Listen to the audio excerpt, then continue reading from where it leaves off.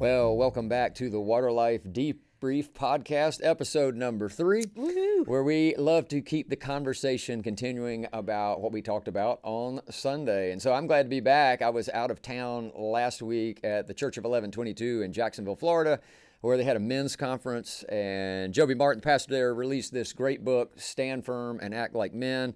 We're actually, Natalee, walking through this with our guys at Man Camp this season. Fun. I would encourage everybody to get a copy of that book. Super good book, super good church. Yeah. Great podcast that they have called Deepen, another one to listen to, and listen to some good preaching. Joby's a great guy, but hated being away, missing this, but glad to be back with you guys today. Yeah, glad you're back. Yeah, and talk about being back. It was a good morning to be back because we had such a good time here at Waterlife Church this morning.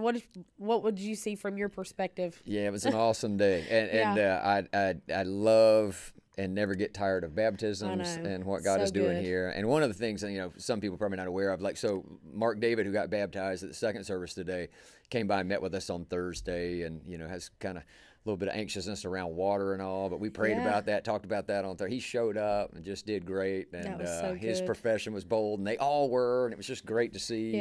Some I've known since their baby dedications years ago, taking steps, and just neat to see adults and kids. It's just neat to see what God is doing in and among us, and man, I just pray for more of it and keep it coming. So it was a good day. It was just a good day to be in God's Word. I'm enjoying personally. I like Elijah. I like that character, and so I enjoyed, dealing with that today about talking about when life is too much. That kind of thing. So. For sure. I think it was a very timely message just for everybody involved. I know even for myself and my family, but just walking out this morning, everybody was talking about, you know what? He could have just looked right at me because it felt like he was just preaching right to me today. And I said, that's because you are not alone. Just like back in Elijah's time, we still deal with this to this day. So it's a timely message for everybody. So today in our story of Elijah, we were talking about how for the first time that we've seen, Elijah is actually afraid for once. So why don't you give us just like kind of a 30-second overview of the story that we were in today, and just kind of the bottom line that you had this morning. Yeah, so it's kind of surprising because up until this point, when you're seeing Elijah called by God, he's being obedient to God without delay at every point. He's got great faith, great confidence, great courage. He's running and gunning. He has this big mountaintop experience where he stands up to the prophets of Baal, and all those folks have led God's people astray. And fire comes down from heaven. They rid the land of these false prophets, and he's empowered by God to run all the way to Jezreel, and it rains, and all this stuff happens. It's just like a big, big, big moment. And then you turn the page, and it's such a stark contrast because all of a sudden it says, and Elijah was afraid because he gets threatened by Jezebel. I'm going to kill you by the sundown, and he runs away. He ends up in a cave, and he's like, God, I've had enough. And I like that phrase. It's just like, I've just had enough. I've had it up to here. And so we're kind of not used to somebody like that ending up at that point. But I think that's helpful for us because what that's telling us is that, and I hope I got that across today, is that everybody gets in a season somewhere along the line in life where life just becomes a little bit too much. I mean, it just happens to everybody. And happened to Elijah, happens to the disciples. We talked about them a little this morning, and certainly has happened to me in my life a time or two, where it was just everything was mounting up, and it's like, my goodness, I remember praying a couple of times in my life, Lord, enough. And I remember praying one time in one particular season, like, I know you're trying to teach me something, I guess, through this season, but maybe I'm dumb. I would really like to learn the lesson because it's not fun enough, right? So I like, it's just, I think it's just a human nature thing. And like I said, Elijah ends up, in that case, just down. He's enough. But God, in what he does, I think is really neat. He let him rest and refuel. We talked about that because he was tired. He's isolated. They give him a friend. He gets him out of the cave, change of environment. He gives him work to do, gets back to his purpose. Look, I'm not through with you. Right. I need you to get back in the game. Right. And then, he just keeps driving down like, you've got to trust in me. Because that's really if we got anything across today, I hope we got that across. Like when you look at chapter 18 and he's so bold, confident, and courageous, it's because he's trusting his life to the God who provides. Like he's just trusting. And yet when he gets to 19, all he sees is the problem. So one thing, he's focusing on God and he's confident.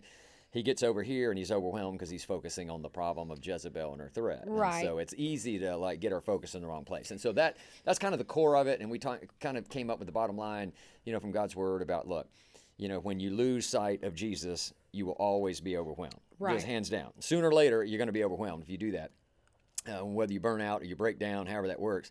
But when we are losing sight, if we will shift our focus and we will look up and we will look to Jesus, I mean, it's just a big thing. And I know people, it's just simple. No, but if you put your focus on Jesus, you take those active steps, casting your cares on him, doing all those kind of things, counting your blessings, reminding yourself that God can be trusted, speaking his word in those areas of your life where you doubt. I mean, it's helpful, Right. and I think it does it. Yeah. Right. Oh, gosh. I hope that everybody was taking notes this morning during your sermon, because I know I was. And there was just so much, just rich content in there, just talking about just some of these reminders. Because like you said, that everybody's like, oh, yeah, it seems simple. And it should be simple, but it's so easy for us in our everyday life just to forget. So you gave some very practical ways today of how we can, just honor the Lord in the way that we rest and the way that we do different things just to keep our eyes focused on him. And so rest was a huge, in my opinion, a huge portion of your message today, just talking about how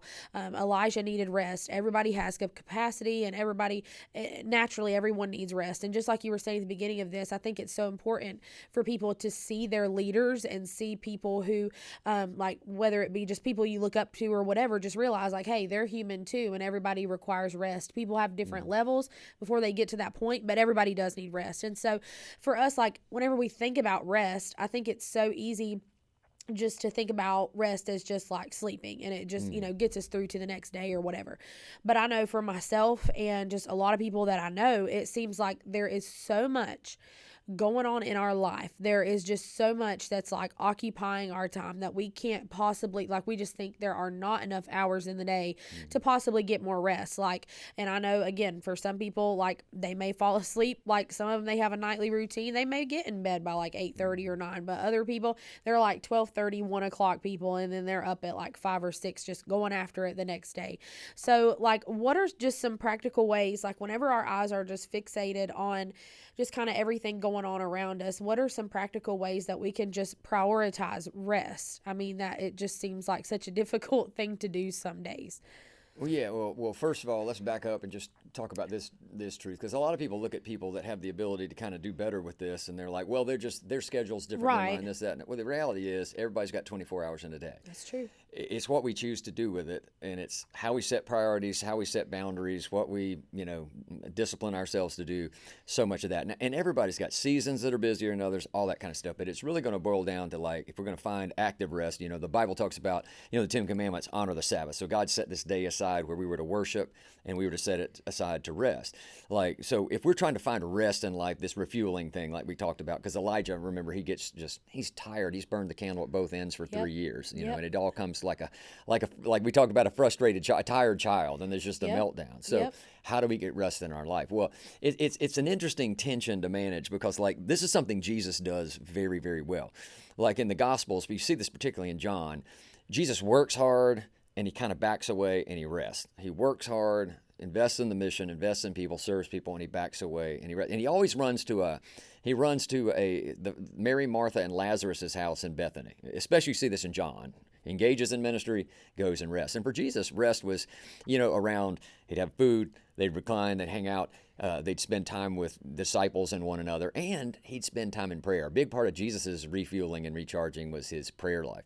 And there's an interesting passage in Luke's gospel where Luke says, this is Luke 5:15, and he talks about Jesus's increasing demand on his life. And that's what a lot of us do. Natalee, you guys have a child now and things, and that makes things a little bit busier, right? Not just having a job and being married and everything else and errands, but no, same thing with Jesus. He's getting more and more things to do. It says, yet the news about him spread all the more, so that crowds of people came to hear him and be healed of their sicknesses. And so it says there's this growing need, there's this growing demand for Jesus' time and attention. And it says in verse 16, but Jesus often withdrew to lonely places and prayed. And I like that, because what he's saying there is Jesus made a choice. Jesus knows the importance of rest. And part of his rest was getting alone with his Heavenly Father, spending that alone time, that solitude. We talked about that a little bit this morning. Right. And he makes a choice. He's like, yes, I have this increasing demand, but I think Jesus wisely knows if I'm going to meet that increasing demand, I've got to prioritize rest. Right. Okay.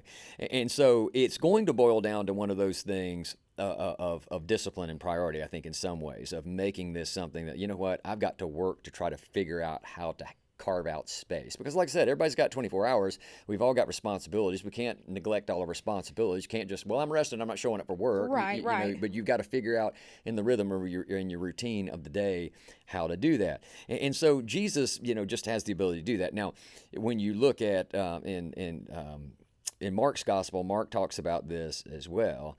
And it talks about how Jesus often withdrew to lonely places and he prayed. And I love it. In Mark chapter 1 gives us a little bit more of Jesus's pattern with that. And it says this, it says, very early in the morning. So this is this is Mark 1:35. He says, very early in the morning. Now, Natalee, let me ask you, if you do something early in the morning, what does that say? It's you're committed to it. I don't know. Yeah, that's what, 100%. in my head, I'm Okay, like, it's a priority. That's a priority, So, very early in the morning, while it was still dark, Jesus got up, he left the house, this is his pattern, and he went off to a solitary place where he prayed. Then it says Simon and his companions, Peter and those guys, went to look for him, and when they found him, they exclaimed, everyone is looking for you. And then, I love this, Jesus is recharged. He says, let us go somewhere else to the nearby villages so I can preach there also. That is why I have come. But if you look at that, so the pattern of his life is that he often withdrew to lonely places and prayed. He often goes to Bethany. He works hard, and then he disengages and he rests. Yeah. Part of rest was him going to worshiping at the temple or the synagogue. But he has this ability to step back, get around a core group of people, and kind of take a deep breath. Right. And so much of that, and with his Heavenly Father and with his friends. But it's a pattern, because you see it, he makes it a priority. It was scheduled, apparently, because he does it very early in the morning. He did it often, okay? So it's part of his rhythm and routine. And apparently he protected that. Right. You know, because right before that, it was talking about in Mark that a lot of people, there's an increasing demand, but Jesus kept doing this. He went early. Like, it was his pattern. And I think there's an interesting thing there where we have to be willing, I think, sometimes to say no to some things. Oh, yeah. And that's hard for a lot of us to do, to say no. Well, right. I mean, sometimes we might feel bad about saying no. That's my thing. I would feel bad. I'm like, if somebody asks something of me, I'm like, literally, how do you say no if somebody's like asking you to do something or be somewhere for them or whatever? So, but yeah, just saying no is something we're not used to. Yeah, and so I've heard this said, no is a complete sentence. And for a lot of us, and I can't remember who said this. It may have been Craig Rochelle years ago, but I've never forgotten the statement, but I can't remember exactly who said it. But they said in life, as followers of Jesus, and if we're going to follow this rest thing, if we're going to, follow the pattern he has for our life and how he wants us to have the abundant and full life, he says you've got to learn to say no to some good things so you can say yes to the best things. Yeah. Now think about that. He's not saying say no to the bad things, and you'll say yes to the good things. He's like, no. There's all kinds of things in life that are good. Yeah. But there's some things that are better. There's some great things we can say yes to. It might be good to, somebody asked me to have this opportunity here, but it might take away from my family over here, or it might take away from time from Becky and our marriage or something. And so you have to look at these opportunities and say, okay, well, wait a minute. I can't say yes to everything, because if I say yes to everything, I get nothing done, and then there's no rest, and I'm overburdened, and my schedule's crazy. So you've got to have that willingness to say, you know what, thank you for the opportunity, but no, right? I'm going to say no to some actual good things. That's a good thing. It's not a bad thing. But I want to be able to do that so I can say yes to the best thing. So I think there's some takeaway when we talk about trying to carve out time for what's best in life, to find rest like Jesus did. Elijah's going in 3 years running, and then he just burns out. And for us, we've got work responsibilities, family responsibilities, good grief, all our volunteer stuff we might do somewhere. You got kids and running them everywhere. You're in the stage of getting them to school and after school and sports and all that kind of stuff. So it's like, that's a lot of time. And these days, more so than when my kids were coming up, the time demand of that stuff is even more. I think it's ridiculous with some of the stuff, how much time, that sports expects of kids these days. Yep. I mean, they're not professional athletes, but they're trying to treat them that way. Right. But that makes it hard. And so it's like, all right, well, we've got this amount of time. I've got this amount of time in a day. I need to find out how to rest. I've got to figure out how to manage all that. And, maybe we just have to decide as a family sometime, as a couple, as individuals, that, I can't do all of that. Yeah. But I can do this. Right. So I think, it will never happen if it's not prioritized You remember what Jocko says. You prioritize and execute, Yep. right? And Jocko Yep. Willink talks about that in his Yep. leadership book. You have to find out what is the priority and what am I going to focus on. But I've learned, too, on those things, you have to schedule it and protect it. It has to be part of your rhythm and routine that this is what I do. Now, always going to be interruptions. Jesus has some interruptions. And I'll show you one of those in a moment in the Gospels. But you still, you've got to guard it. You've got to protect it. And you've got to be willing to say, you know what? Hey, that's great. That's a good thing. But we're just not going to be able to do this right now because it's Right. going to take more time away from the things that are important. Right. And, one thing I've learned about people, like I've been around a lot of people when they die, when they get to the end of life, nobody talks about, I wish we went to extra ball practices. Yeah. Nobody says on their deathbed, I wish I had accomplished more in my meetings or anything. They talk about Right. family and God. It's always those things. And so, That's true. what are the best things in life and how do we do that? Of Right. course, still it's attention to manage. You got a job. Right. You got responsibilities. You can't let the house go. We got to clean up the house. We Right, got to right, cook. right. We got to go run errands. Yeah. But like how we can carve out time to rest and refuel is important. Oh, yeah. So it's hard these days too because we are conditioned for busyness, and I think these phone devices and things, they condition us for noise and just mindless activity. And Yep. so I think we don't know how to kind of step back sometimes. And our brain, our soul needs a little bit of a deep breath sometimes. Yep. And that's why, for me, I like solitude. Now I know that doesn't work for everybody, but for me, and I've told you all this on staff, like my sermon process involves that. If I don't have that after work time running around, and I'm doing some physically demanding things, but it's that, I don't know, it's that rest for my mind when I'm out there with God doing what I do. Right. Like my messages don't go well putting them together if I don't have that time. So I have to Yeah. guard that, prioritize that. I had to say no to something recently on that I'd kind of I'm going to do that. And I'm like, no, this is messing up what I do. Yeah. So you just have to kind of set some boundaries, I think, sometimes. You have to Right. decide, hey, I can't do everything.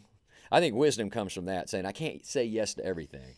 So what will our family say yes to? How will we prioritize things where we're saying yes to the best things, and that allows us to have rest? Because if we're doing everything, there's not going to be any rest. Right. Yeah. And I don't know if that makes sense. yeah, no, it But anyway, does. that's what Yeah, I'm talking it definitely makes sense. And that's why whenever I think about refueling and different things like that, like you said, everybody has to find out what works for them because for some people they're not like avid hikers, avid outdoorsmen like yourself. And so just finding whatever works best for you. But, as I was listening this morning, I was like, and maybe this is just a mom thing. I hate to say that, but there's this thing that goes around called mom guilt.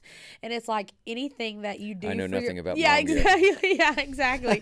And so anytime that, like, if you're a mom and anytime that you go do something by yourself, like even if it's a maintenance thing, like going and getting your nails done or your hair done or just like running an errand, I feel like sometimes I literally have to like trick Jet and like run out of the house so he doesn't see me just so I can go get something done like quickly or peacefully or whatever. And so there's this mom guilt that creeps in anytime that you do something for yourself. And it's like, even if it's something that that is good for you. And if you and your spouse are on the same page that like, okay, I just need this time every week set aside to go do this or whatever, there's just this certain guilt that creeps in because you feel like I'm doing this for myself and like I'm not directly spending time with my family. But obviously, you talked about this morning how everyone has a certain capacity. And if you said something about burning the candle at both ends of the stick. And if you do that for long enough, you have a meltdown. Sure. That's what you said. And so I'm like, the more that I think about it, I'm like, the more you just see, like, you have to prioritize those things. And that's why, if you're married to someone, just understanding how you both work and how you both need that time. And it's not that you're being selfish and that you don't want to spend time with your family. You understand that you need that time. And like you said, for some people, it's going to a place of solitude, not to a place of isolation. You definitely said that there is a difference between solitude and isolation. You can elaborate on that a little bit if you want to. But it's like, it's not that you're, just being away from your kids or being away from your spouse. It's like each of us need that time. And if Jesus Christ himself needed that time to rest and refuel, like surely we would need that time too. And so anyways, I just think about how can we get away from that mentality that it's like selfish to refuel or selfish to do something for ourselves if we know it's for our good? Well, okay, let's talk let's go to the guilt thing first. Okay. 'Cause that was a lot. Yeah, right sorry. there. No. But let's talk about that for a second. So, I see Jesus with this pattern often. They even accused him of being a sluggard, that's a lazy person and a drunkard. Oh, wow. Okay, but I never see Jesus go, oh no, they're calling me this. I feel bad. I feel guilty. I better get back at it. Yeah. I don't see him doing that. But at the same time, Jesus is also the hardest working person on the planet. Right. I think there's a tension to manage with this. Because I have seen people try to cloak in a spiritual sense abdicating responsibility and being self-focused and self-centered. Okay, I know that's not what you're talking about, but I've seen kind of the extremes of this. You can go over here and be dysfunctional with it. Oh gosh, I feel guilty if I take a moment for myself to try to rest and recoup. Okay, so that's a wrong one. Yeah. Coming all the way over here and trying to cloak it with spiritual memes or something, why I'm saying, well, I'm not going to do anything but focus on myself, really, and like acting like, well, that's what God wants me to do. Right. I think both the extremes are wrong. But Jesus never apologizes for that. So let me show you something in Mark. So in Mark chapter 6, there's an interesting thing that happens. So let me ask you this now: you ever had plans and good intentions that got interrupted? Yeah. Well, it happened to Jesus too. So the disciples have been out; they've been doing all kinds of stuff, and then Jesus just had them feed 5,000 people. It's really kind of cool. Yeah. And it said the apostles, or he's getting ready to, and the apostles gathered around Jesus, because he sent them out on on-the-job training, and reported them all that they had done and taught. And then, because so many people were coming and going that they didn't even have the chance to eat, he said to them, come with me by yourselves to a quiet place and get some rest. So Jesus' plan is like, hey guys, we're going to go have a little rest and recuperation. We need some time together. We need some time with each other, and so we're going to do that. And so it says they went away with themselves, to a boat, 3-hour tour, to a solitary place, but many who saw them leaving recognized them and ran on foot from all the towns and got there ahead of them. So picture this, so like Jesus and them, they see them in the boat going across that little lake, and they're running around the shore, knowing where they're going to land over here. Wow. And so he says when Jesus landed, so he's getting out of the boat, and he saw a large crowd, he had compassion on them because they were like sheep without a shepherd, so he began teaching them many things. And then he's going to go ahead, they're going to feed the 5,000 and everything. But I like that. So there's that tension to manage. So like Jesus has these best laid plans where he's like, you know what? We're going to go away. We're going to spend some rest and recuperation, but then there was an opportunity to serve, and he takes that. So there's a difference between, I think we could say today, someone who wants to rest and needing rest and someone who is lazy. Jesus is not lazy, right? Absolutely. But you cannot deny that he has a pattern of being able to engage, disengage. I engage, I minister, I serve hard, I do the ministry, I step back, I rest and recuperate with friends, with prayer, as often. He often withdrew to lonely places. So he's got that tension. So I don't see Jesus feeling guilty about it. Right. Like, I think one thing, now you're married, and I think this is one thing Becky and I've learned along the way. Like, so I think when spouses are on the same page of this, and when you understand your spouse and you understand how he's wired, and Chris understands how you're wired, Natalie. I know for Becky, I talked about that a little bit today, that, she talks about out in the yard. She just knows what I need to rest and refuel, right? And she's good with me doing that. Now, I'll be honest with you, I've been terrible at that. And I've been honest about that at church a lot, that like, there's a saying that when a good thing becomes a God thing, it's always a bad thing. There are times I've allowed that kind of stuff to take, too much of an importance in my life, and that's wrong. But she does know I'm wired for that. Now, for me, I understand for her, that woman has no hobbies, like none. The only she loves her girlfriends. Like she likes going to lunch. I think you and Becky went somewhere Friday. I think with Jess from church and stuff, and she had a great day. And so for her, I love for her to do that. Right. Because I know that's what fills her up. So we're on the same page. So see, I give her like, hey, yeah, you need to go do that. She does the same thing for me. So I think it helps when we can be on the same page on that. And, and if you're not abdicating your personal responsibilities, you're not, I'm just being slack, I don't care about anybody. If you're doing it right, hey, I just need a little bit of this time. You shouldn't feel guilty about that. Jesus didn't feel guilty about that. Because what it actually did, as Jesus did that, it made him more effective. Right. Because, there's no one that accomplished more than Jesus, correct? Yes, okay, so there's no one that did that. And I think a big part of that was the fact that he understood he plugged in hard, he rested and refueled unapologetically, and then he Yeah. went back out at it, Yeah. charged up again. I think he's not doing it. Now, granted, he's Jesus; he can do what he wants, but Right. but I think that was a big part of why he was so successful. Yeah. And I don't see Jesus walking around like, "Oh gosh, they called me a lazy person." He's not doing that because he's Right. not lazy. Yeah. He just understands He the knows power. his intentions and he knows what goes on. Right. Yeah. He understands the power of spending time with his Father in prayer. So he makes that prioritized thing that he schedules and he protects. Right. And then he's spending time with his friends like Mary, Martha, and Lazarus and the disciples in Bethany. That's a regular pattern. Right. And then he just does bump into those things, though, where sometimes my best laid plans are to rest today, but oh my gosh, look at the need. And so he plugs in and he meets the need. Now, I Yeah. guarantee you, if as you read on, you'll see him, he plugs right back into rest again. So Jesus Right. just knew how to manage that. Right. And I think, we can feel guilty about all kinds of things in life, but when we're following what Jesus tells us, no, don't be guilty about that. Don't use it as a license for selfishness, because some Yep. people, I have seen people do that sometimes, and it's like, well, I can't serve at church, and I can't do this, and I can't do this, and I need to go away and spend all the time. I could do that, spend all the time in the woods and there, because I'm doing, I throw a little Right. God thing on it. Yep. And that's not right either. Yep. So I think there is a little bit of a tension to manage, but I can understand how, people can feel guilty about things sometimes, but it's like, if you're doing it for the right reason, with the right attitude, your spouse, that's what fills you up. That's a good thing. And figuring out Yeah. what works for the rhythm and routine of your family Yeah. and for your life. Yeah, and we don't have to stay on this long, but I know earlier whenever we were talking to Tracy and we were just kind of talking about the sermon today, and he said, in today's world, something that we need to realize is that rest is not entertainment. Entertainment is not rest. Mm-hmm. And there's a big difference in rest and distraction. So Yeah. I think that that's something that's so common, because I'm sitting here listening to your story about Jesus, and it's like, in today's world, it's like there's so much, like I said, there's so much noise and so many things going on. And so it just feels like when we finally get a second just to sit down on the couch, what's the first thing that we do?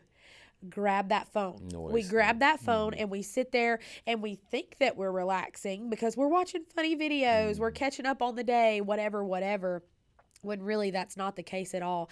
And so I think it's so important just, again, just to realize that there is a difference between rest and distraction. And a lot of times that's why we feel so burnt out. And there's been so many just studies and talks and stuff like that about how just being on your phone and different stuff like that, it'll make you feel even more burnout. It'll burn your candle even more, because we talk about getting on social media and just seeing all the crazy things that are going on in the world, or you get into that comparison game and you see what people have and what you don't have. And then it just gets irritated. So then by the time that you look up, you're just like, well, great. Now I don't have time. I just wasted an hour on my phone, and I don't have this and this and this and this. So it's just realizing that, it might be hard to get rest, but we also might have more of an opportunity to rest than we think we do.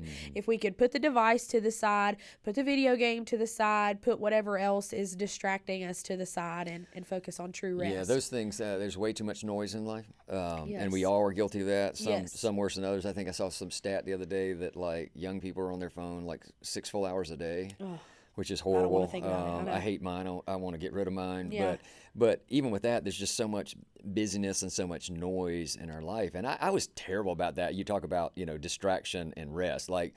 In my earlier life, on Sundays, for instance, man, I'd preach, and then when I was racing bikes, I would get in the car at the sermon was over, and I'd drive, and I'd do a bike race, and I'd get back and do another Bible study at night, and it was just activity Yeah. that a long time ago. And so I've gotten older, I don't like rushing around like that. I'm not racing anymore anyway, but I've decided that, on Sundays, even though I work on Sunday, we preach, and I'm getting ready to do man camp here in a few minutes and Yeah. teaching again, I try to go home and I take a nap. Yeah. That's Becky and our rhythm and routine. And it's amazing when I just started, I'm not going to do anything physical today. I'm not going out and I'm not running. I'm not right. I'm just going to rest on that day. I'm going to do church and rest. And I feel so much better rolling in on Monday when I do that. And I had to be disciplined to get out of that, because I just like doing things. Oh, it's a pretty day. Let's go do that. And I'm not saying you can't do some of that. But for me, I would just go do it to the nth degree. And I just don't do that as much anymore. I've cleared out that clutter, and I don't need that distraction. So I just kind of focus on worship and rest on that day. And it's helpful to me. It's helpful to me for sure. Yeah. So, and this is going to sound so counterintuitive, but just like I said, rest was such a huge part of your sermon today. And, as I think about rest, I'm just I just feel like whenever life still goes on, even while we're resting, life still goes on. And like you said earlier, we still have responsibilities. You can't totally abdicate yourself from your responsibilities.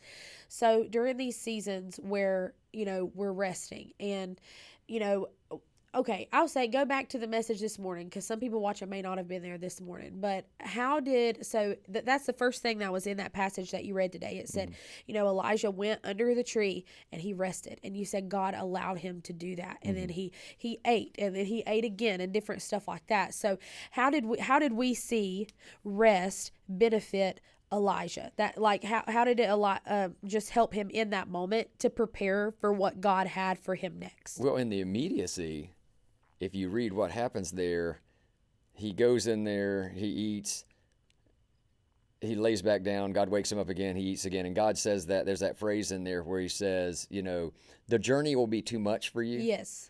But so you got to eat. And I like that. He's like, and I like that there's a spiritual lesson there. Like, if we're not resting and refueling in the Lord, life's going to be too much for us. Right.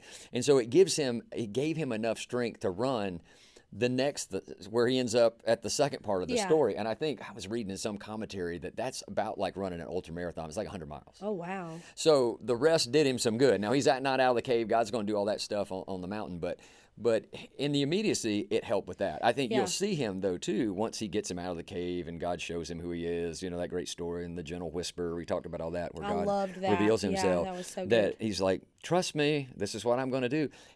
Elijah actually goes back to work. Yeah. He goes back to work, and then he continues to accomplish things. And we're going to see next week, like, he leaves this amazing legacy behind. I mean, huge. So he didn't quit. He didn't burn out totally and never recover. Right. God got him back on path. And I think, the rest part was something to that. So. Yeah. And so the reason I say that is because this morning, I'm just thinking about, sometimes we think about letting God have control. Like, if we just rest for a moment, that everything in the world is just going to fall apart. I know that I'm so guilty of that. Just thinking, like, if I take a step back for 1 second, what's my family going to do? What's going to happen to my work? What's going to happen? Whatever. And that's just how my brain operates or whatever.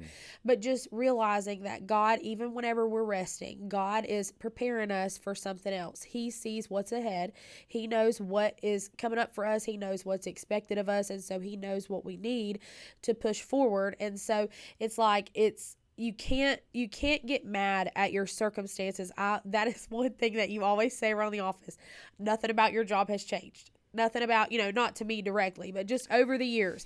It's just like we have a tendency to get frustrated and feel overwhelmed. And it's just like, this is happening and this is happening. This is happening.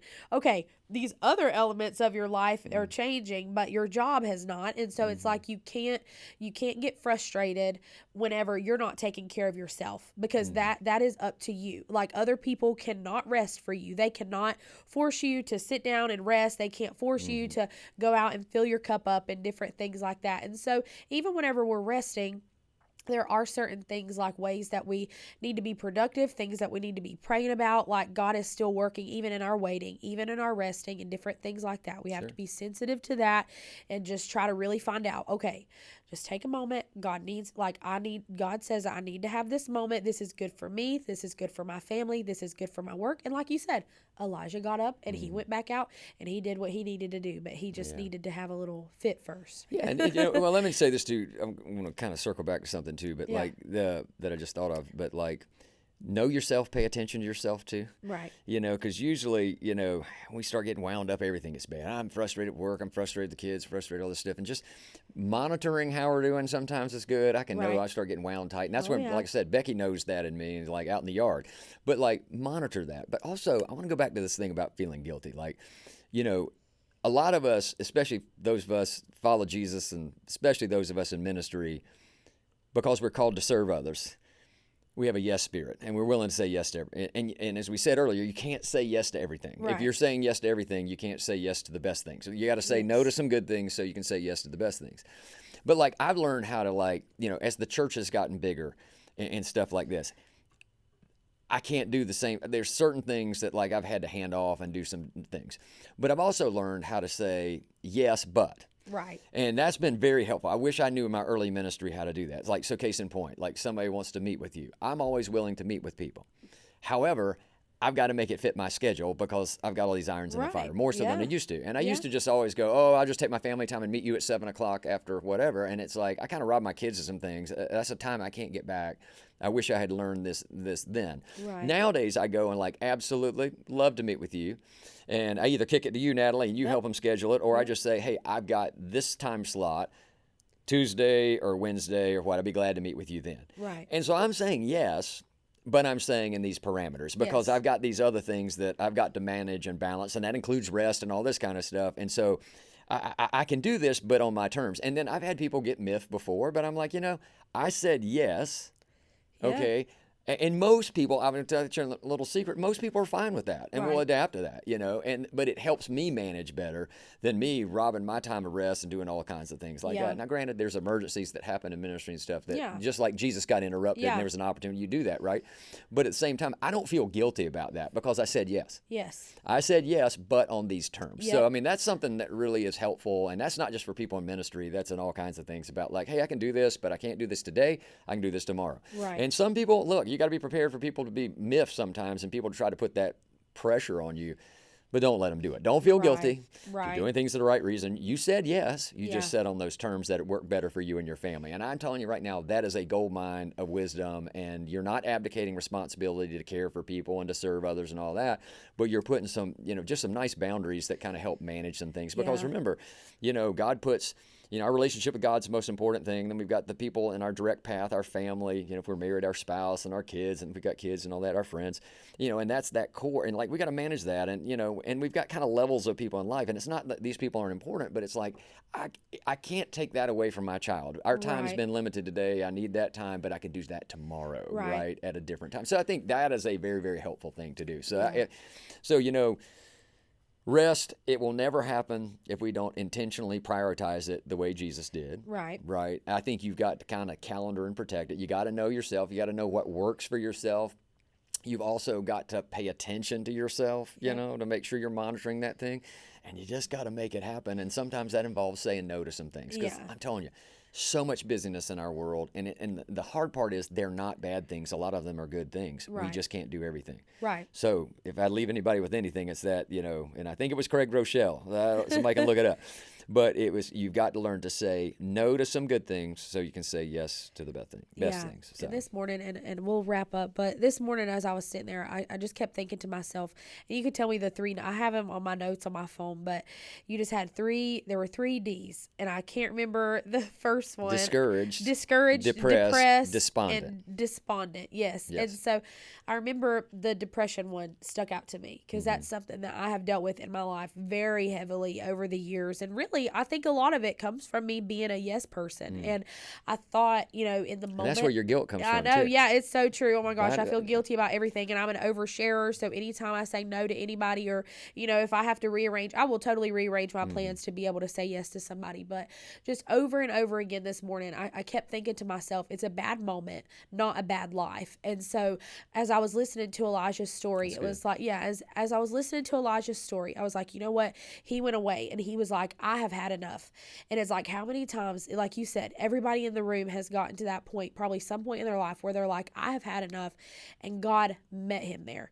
And I just wish for everybody that they would realize that God will meet you where you are. And it's just, I think it's just so important that we remember that in these moments of our life where we feel so down, so desperate, so discouraged, so despondent, all of these things. God is so big, but he cares about you so much. And that's what you talked about, how you just referenced the verses from Matthew. And I don't know if you have those in front of you or anything like that, but those verses, they're always such a good reminder to me, because sometimes life seems so big, but really, it's like today has enough trouble of its own. Tomorrow we'll worry about tomorrow. You worry about today.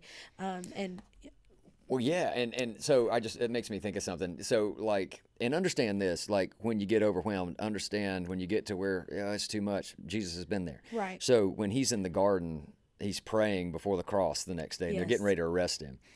Jesus tells the little core group of disciples to keep watch with him and to pray. And he says, the quote is, my soul is overwhelmed to the point of death. Yeah. Like he's overwhelmed with, I'm the sinless Son of God going to carry the sin of the world, and I'm headed to the cross. But what's interesting about that is he sits down in prayer and he spends that time. Now the disciples fare miserably. They're taking naps. Yeah, right. And, but they rested at the wrong time. When Jesus prays about that and he says, not what I want, but what you want, take this cup from me, but not what I want, what you want. When he gets up, he's got his answer. He's going to the cross, and he gets up and he's bold. and he's not overwhelmed anymore, and he goes straight to the cross, Yeah. and he took care of everything for us. Yeah. Praise God for that, right? Yes, amen. But I love the fact that Jesus understands what it's like to be overwhelmed. Now, and the Yes. writer Hebrews talks about that he's a high priest, but he's able to sympathize with our weaknesses because he was tested, but he didn't sin just Right. like we are. So it says, it's a neat little verse. So it says, so we can come to him basically and ask for him help when we need it most. And I Yes. really like that. And so he understands that overwhelming thing. You know, he understands what's that like. He's been there. But I think so many times, like, he will kneel in prayer. We talked about that the other week, and he stands up with courage, you know, Yes. and he's willing to do that. And it's that same thing that to Jesus, that prayer part of thing is rest as well. And so he knows what it's like. And I would say this to anybody that they're mega struggling. Look, if you're really struggling with that, please contact Yes, us. We have yes. means to help people with Yep. that. And like, you know, and everybody gets there, but some people are really chronically dealing with some of those things. Yep. And we would love to, you know, Well, do and what we that's can to help. yeah, that's what I was getting at. I mean, because there was just multiple times in my life where I just struggled by myself, and I was never willing to talk to anybody about it, because sometimes when you're in that place, you don't even know how. You're just like you said, like life just gets so overwhelming, and things just stack up and stack up and stack up to where you just can't even say like what's going on. But that's one thing. One reason I wanted to bring that up today is just to say that giving up is not the answer. Giving Right. up was not the answer for Elijah. God met him where he was, gave him the pep talk that he needed, and told him to get out there and back go in the anoint game. these people, get back in the game. And so wherever you are in your life, no matter how much overwhelm you're feeling, there is hope, and hope has a name, and it's Jesus. We talked about that in youth with our kiddos this past Absolutely. week. And so he is our hope, and he is the firm foundation that we can stand on. And no we've matter got a what song that we comes sing our that way. talks about if I'm not dead, you're not done. Yep, And that's exactly. 100% true. Yep, And I he's love still that. working. Gosh, I love that quote. I heard that when I was out trail running the other day in a message from Corey Ten Boom, and says, you know, there is no panic in heaven. I love Yes. that. There's no panic. There's no blank. And, Yep. and he says, God doesn't have problems, only plans. Right. You know, Oh, yeah, I so love that. No encouraging. Yeah, I problems, love only that this plans. And morning. that is such a thing to think about when you're going through a hard time. Like, hey, God knows what he's doing. He's Yep. held in your hand. You can be confident in Yep. him. So there's a lot to be encouraged Such with. confidence. And Yep. don't walk around, like I said, follow the life he did. You know, don't walk around guilty. You know, manage life well, serve well, love well, work well, honor God with all you do, but rest Yep. and learn, again, say no to some good things so you can say yes to the big things, the Yep. best things. It's a good Yep, way to live. Jesus has come so we could have life and have it to the full. There's a good full life ahead if you just 100%. continue to look up. That's awesome. Now, I am a little disappointed that I thought I'd get the question right out the gate, like, how much denim is too much denim? You know But, what? That was great. I thought about wearing my denim jumpsuit today. yeah, you Just sure you got one of I those? do have one now. It's not all the way from my neck to my toes to my hands, but I do have a denim jumpsuit, and I thought about wearing Well, it let me today. just but let me yeah. ask you the question for all the good people at Waterlife Church. Yes. Was my assessment correct? Was it a lot of denim? It was a whole lot All of denim, right, there you but go. that is the style. I'll say I the don't know denim's about the that. denim's coming back around. I think the but- owner of Dickies had a warehouse full of coveralls. Probably, And thought, you think the probably. women would wear these? Yep, And, the outlet sale at Jacksonville. She got it. Yeah. there you go. But anyway, That's great. Yeah, good. and hey, thanks for tuning in today. Man, good conversation, Natalee. Yeah, If I appreciate it. remind anybody of anything, hey, our friend Chad Robeshow's going to be here November 9th. Really excited about him coming. That's the next Yes. big thing coming up in church. And so just a Yes. couple of weeks away. And for the veterans, we appreciate you. You know, we Yes, are thank super you for your excited about service. what you did. So we will honor you, man. First 50 veterans through the door at each service get a book, free book, one of Chad's Yep. books. But he's going to challenge us. It's going to be great. So I'm excited about our good friend Chad Robeshow being here on November 9th. Yeah, So it's going to be fun. it's gonna be awesome. We're There you go. greatly anticipating it. It's gonna be a good time. Awesome. Well, we'll be back here next week, same time, same place, gathered around the table for episode 4 of the Waterlife Debrief podcast. So That's thanks for right. tuning in, and we'll see you next time. Have a good week.